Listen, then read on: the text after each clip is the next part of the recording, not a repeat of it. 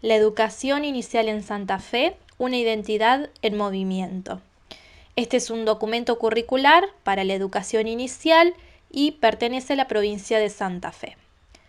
El propósito de este documento es revisar la identidad pedagógica que nos caracteriza como nivel desde una mirada retrospectiva. La potencialidad de la mirada histórica radica en que abre la comprensión de prácticas instaladas y naturalizadas en los jardines.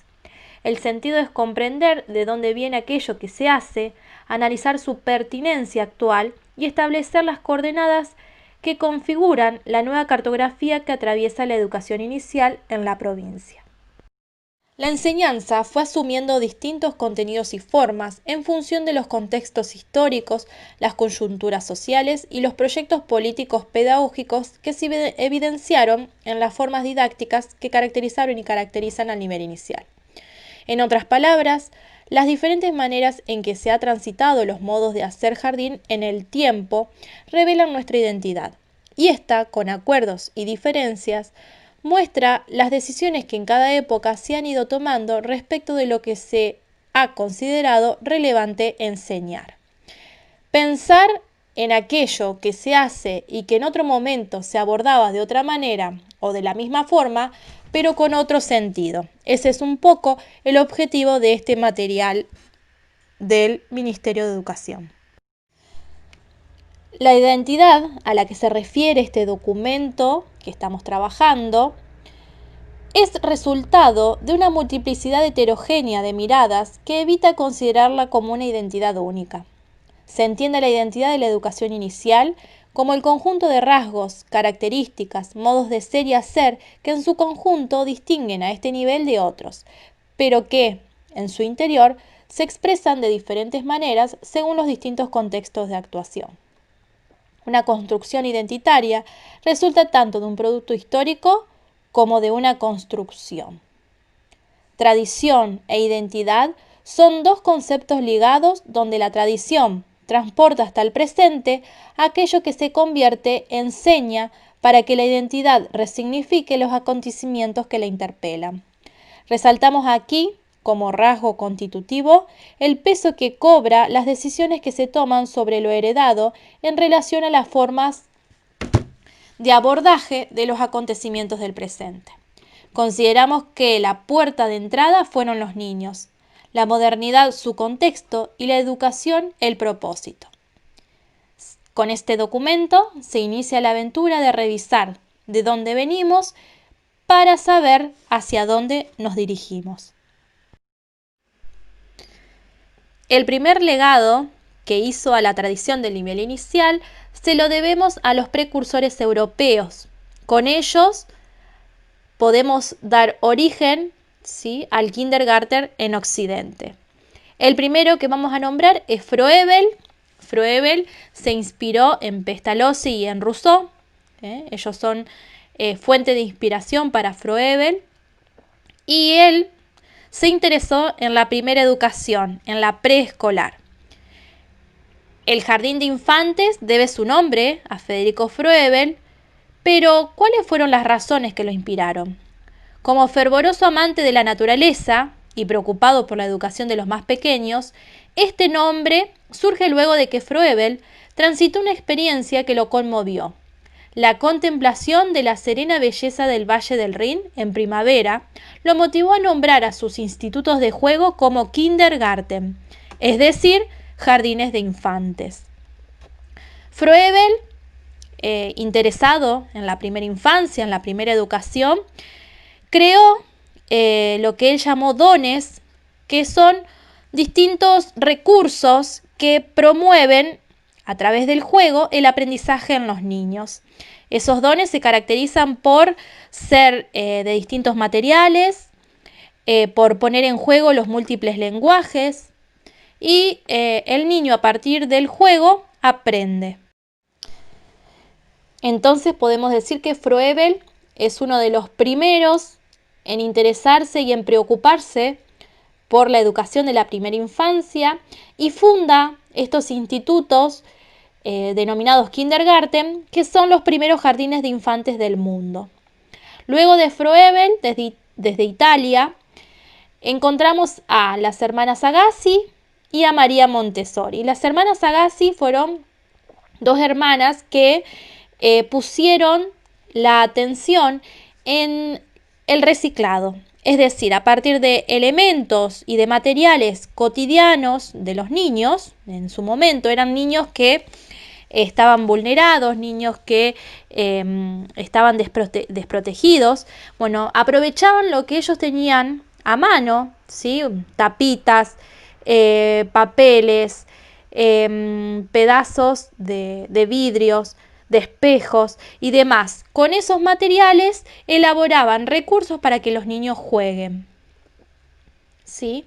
Y bueno, y María Montessori también, ella viene del campo de la medicina, pero también se ocupó de la educación de la primera infancia, primero asociada más que nada a la educación especial, y creó un ambiente y un espacio pensado para los más pequeños, ¿sí? Que los materiales estén a mano de ellos, que los recursos sean autodidácticos, ¿sí? Autocorrectivos. Los niños, a partir de el contacto con esos materiales, con esos juegos, aprendían, pero a la vez, a partir del error, se autocorregían. ¿Sí? Esto es lo interesante de los recursos Montessori. Y el espacio, muy cuidado, muy bien organizado, también es característico de la pedagogía Montessori. Luego, desde el movimiento de Escuela Nueva, la Escuela Nueva como una reacción a lo que era la escuela tradicional, hablamos de un momento histórico que inicia en el siglo XX, ubicamos a De Crowley. De Crowley postulaba que la educación inicial, la función que tenía es la de la globalización, ¿sí? Es decir, de presentar el contenido en términos de globalización. Esto es que a partir de un aspecto de la realidad, ¿sí? El niño podía aprender distintas áreas del conocimiento. No las áreas fragmentadas, sino como totalidad, como globalización. También dentro del movimiento de Escuela Nueva podemos nombrar a Ferrier, quien propuso una actitud pedagógica de respeto a las necesidades e intereses de los niños.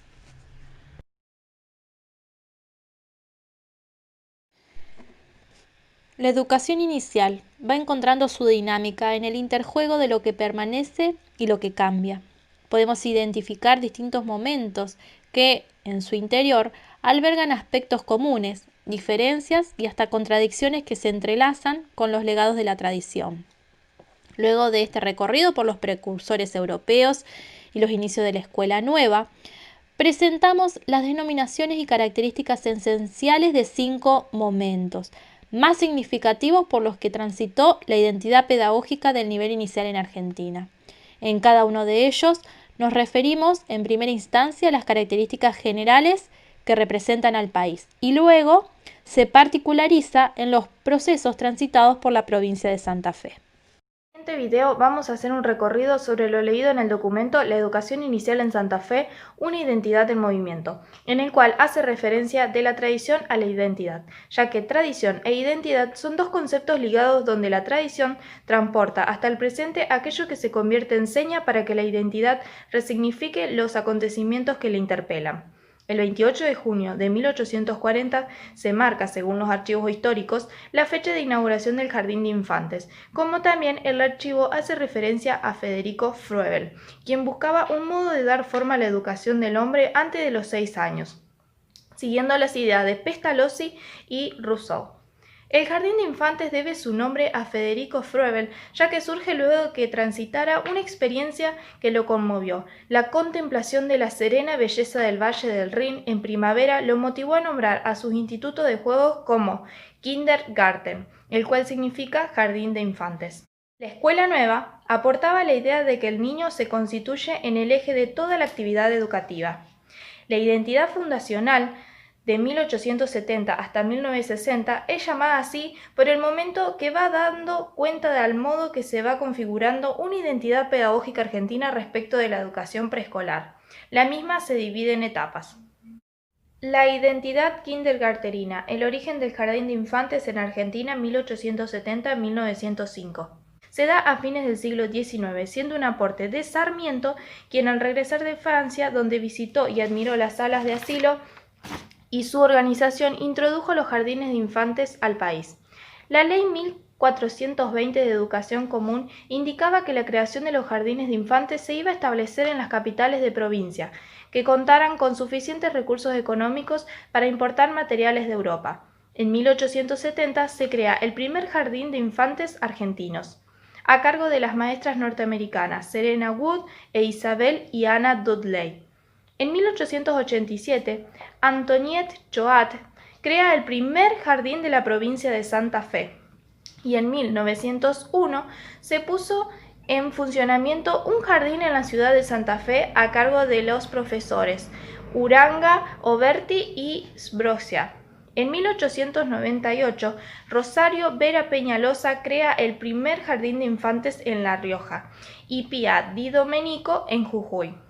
Como estos jardines estaban instalados en las grandes ciudades, solo tenían acceso los niños más favorecidos, constituyéndose como una posibilidad para algunos. El juego fue considerado como medio privilegiado para llevar a cabo la enseñanza. El jardín debía posibilitar el juego del niño entendiéndolo como un medio educativo.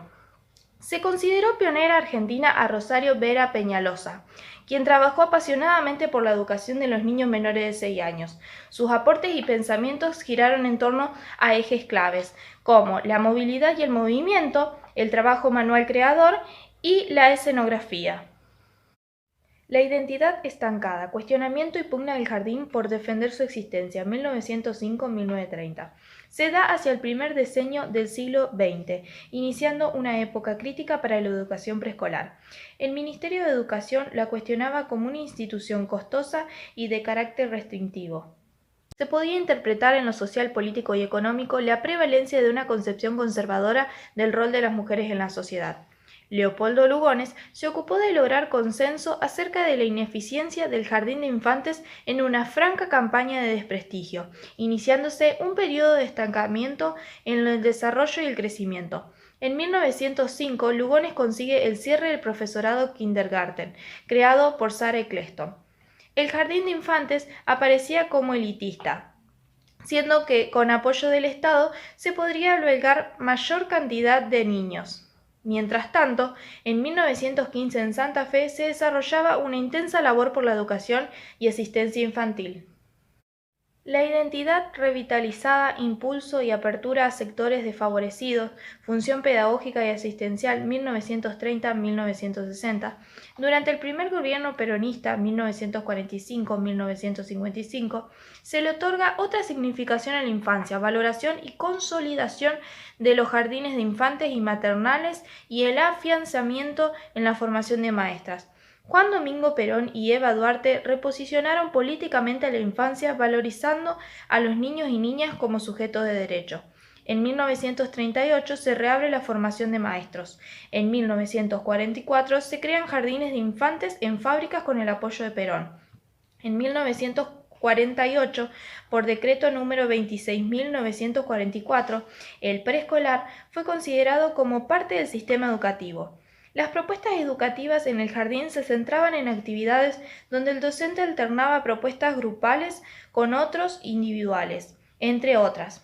Se consideró pionera en Rafaela a la educadora Aurora Bordas Fredes, quien en 1937 inicia sus experiencias con niños del nivel preescolar. En 1939 empieza a funcionar en un pequeño galpón un sorprendente jardín de infantes, llamado Frutita Verde, siendo en 1945 el primer jardín de infantes en Rafaela. Aurora, a través de Olga Cossettini, conoció la enseñanza de Rosa Agassi y su método para el aprovechamiento de material de desecho. En 1949, en Santa Fe, se dicta la Ley número 3514 de creación de jardines de infantes. Nélida Botay de Boente promovió la creación de los 2 primeros profesorados provinciales de educación preescolar, y Sara Faisal dirigió el primer profesorado privado en la ciudad de Santa Fe, creado en 1948. Identidad renovada, 1960-1995. Se llama así al momento por el cual la educación preescolar transita un proceso de cambio en su identidad pedagógica. El jardín nacía bajo la escuela nueva, pero representaba la escuela tradicional. Se trabajaba el método donde el maestro seguía una serie de pasos predeterminados. Se empiezan a desarrollar nuevas experiencias que transformaron la vida en el jardín. Se habla de un nuevo modelo pedagógico, ligado al juego y a la expresión. Posibilitan mirar al niño desde dos perspectivas, una como sujeto individual y otra como un sujeto social.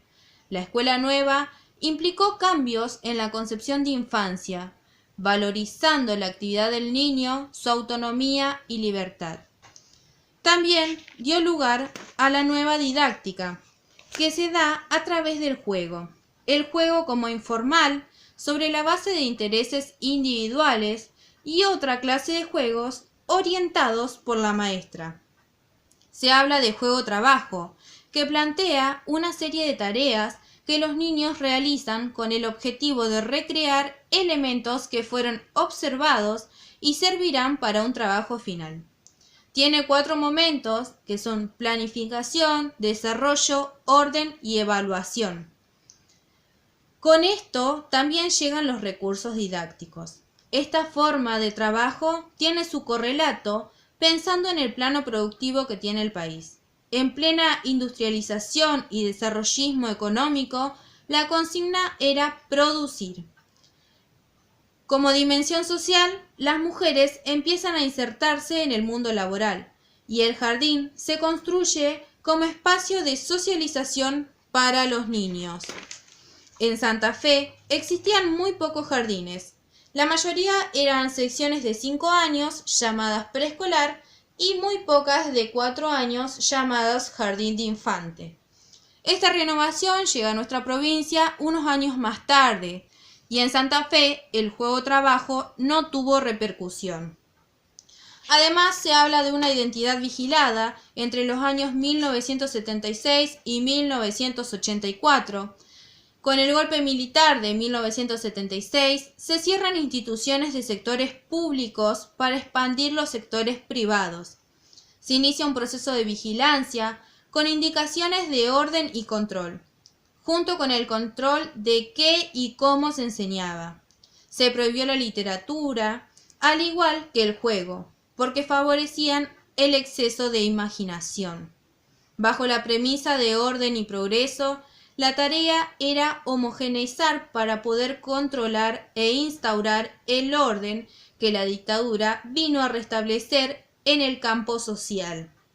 Amenazas, premios y castigos son usados como recursos para aumentar la probabilidad de obediencia.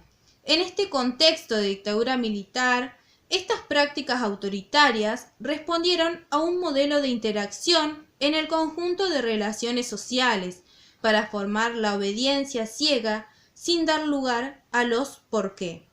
Resulta interesante analizar la vigilancia de estas prácticas autoritarias encubiertas en los jardines de hoy. Lo que voy a presentar es la identidad vulnerada, que va desde 1994 hasta el 2004. ¿Qué pasa en esta identidad vulnerada? Se debilitan las tradiciones del nivel inicial. Aparece el contenido como algo nuevo en áreas curriculares y contenidos conceptuales, procedimentales y actitudinales. Aparece la idea del jardín como espacio de enseñanza y aprendizaje. ¿Y qué va a pasar? Esto va a desorientar a las docentes de educación inicial y va a desembocar en prácticas primarizadas. Se va a dar la primarización del nivel, dejando al juego como en un segundo plano. El juego deja de ser lo fundamental y las prácticas van a estar basadas en la explicación del docente a sus alumnos y las rondas de intercambio. A partir de la sanción de la Ley Federal de Educación, número 24.195, se establece la obligatoriedad de la sala de 5 años. que esto va a tener como consecuencia una mayor ampliación de la matrícula y la creación de nuevos jardines y salas. El jardín va a ser conocido como el primer nivel del sistema educativo y va a pasar de llamarse preescolar a nivel inicial. También en esta época aparece la revista Maestra Jardinera, que va a tener un sinfín de recursos y planificación para ayudar a los docentes en esta desorientación. Aparecen los libros de didácticas específicas que despojan de todo componente lúdico la enseñanza. Mientras tanto en Santa Fe, ¿qué pasa en Santa Fe? A partir de toda esta locura, por decirlo de alguna forma, las estructuras del nivel inicial santafesino como que empiezan a tambalear, se ponen en movimiento. Se elabora el diseño curricular de nuestra provincia en 1997 y la jornada escolar se parte en dos momentos. Enseñar contenidos, uno para enseñar contenidos y otro para jugar y descargar energías. Se elaboran diseños curriculares para la formación docente de 3 años de duración. A partir de esto se da vida a la capacitación docente en Santa Fe. Ganan terreno las unidades didácticas y el juego lo va perdiendo. Como en el resto de la etapa, aparecen las prácticas primarizadas en Santa Fe. No se podía resolver esta articulación entre enseñar, jugar y aprender. La identidad restituida va desde 2004 hasta 2008. ¿Qué pasa en esta etapa? Se revalorizan las tradiciones del nivel. Con la sanción de la Ley de Educación Nacional número 26.206, ¿qué pasa? Esta nueva ley se refiere a la educación inicial. Va a comprender 2 ciclos. El primero desde los 45 días hasta los 2 años inclusive, el jardín maternal. Y desde los 3 a 5 años, el jardín de infantes. Representa el primer tramo del sistema educativo, el nivel inicial. También se constituye como una unidad pedagógica.